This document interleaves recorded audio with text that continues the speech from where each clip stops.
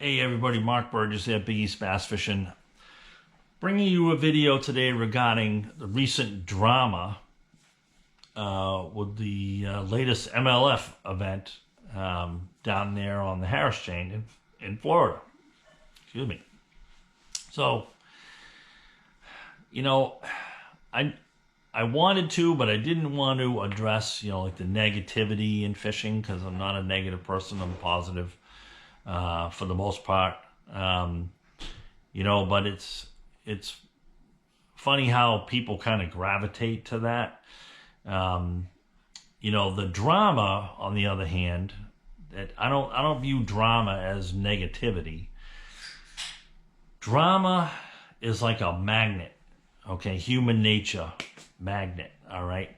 The camera loves emotion. The camera loves the drama, okay? It doesn't matter whether it's happy, sad, tears, anger, love. It just, camera is just magnetized to it, okay? So any content creator, especially like television or anything like that, TV show, especially any kind of coverage, any kind of interview situation, it's the camera loves the emotion, okay? So the drama. So what you saw this past week was, and again, there's two sides to every story. You saw Keith Poche call out Adrian Avina and Jacob Wheeler, okay? And it coincided with MLF pulling a camera from Keith Poche, which he was scheduled to have. Not scheduled to have, he assumed that he would have because he was in the top 5. Took the camera away from him, gave it to Avina, okay? So the people in charge of creating the content, for those tournament, and that's all online, that content is made for TV and to be published online. They're looking to get the biggest bang for their buck, okay? So regardless of how Adrian did what he did, how he found those fish, how he ended up fishing for them, they still wanted to have the camera with him, okay? And that was how they felt they were going to get the best content out of that day, okay? Keith Poche, of course, he's a hero for what he does, and it's like I said, the drama. I'm attracted to it just like you guys, for calling out publicly Adrian Avina and Jacob Wheeler.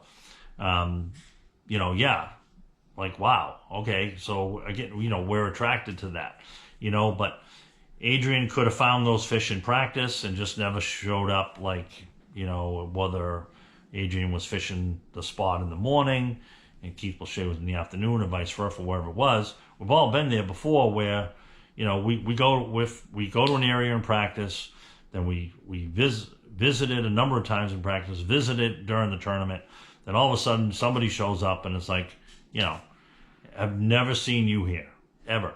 Okay, what are you doing here? I've been fishing here. I'm doing well, leading the tournament, whatever it is. Come to find out, they were there just at a different time. Okay, that's typically what happens. But anyway, that's who knows how it came to be. But in Keith Poche's mind, it just kind of coincided with the camera being taken and those guys being, pretty well favored with MLF. That's why, that occurred. But at any rate, it created drama. Okay, so everybody loves to hear about the drama and, what caused the drama or what's behind it, that kind of thing. You go back in sports, it doesn't matter what sport it is, okay? The rivalry, the drama is what really drives it, all right? Red Sox, Yankees, Celtics, Lakers, Bruins, Montreal, you know, you go on and on and on. Okay, so you get competing leagues. Okay, forcing people to take sides. Some people, you know, partake in both. But it's all about creating good content and building the drama, whether, like I said earlier, happy, sad, you know, tears, love, hate, whatever. You hate to use that word, but that's certainly what creates it. You know, those rivalries. You know, so the Bass Elite Series is just about to start. They're going out of Palatka, Florida this week. I just did my fantasy fishing picks today.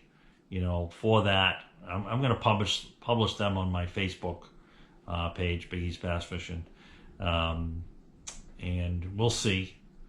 We'll see. It's getting harder. I usually do pretty well with it, but it's getting harder. You know, to pick, you know, who's going to do well with these young guys, these rookies, these young guys that really come on so strong, you know.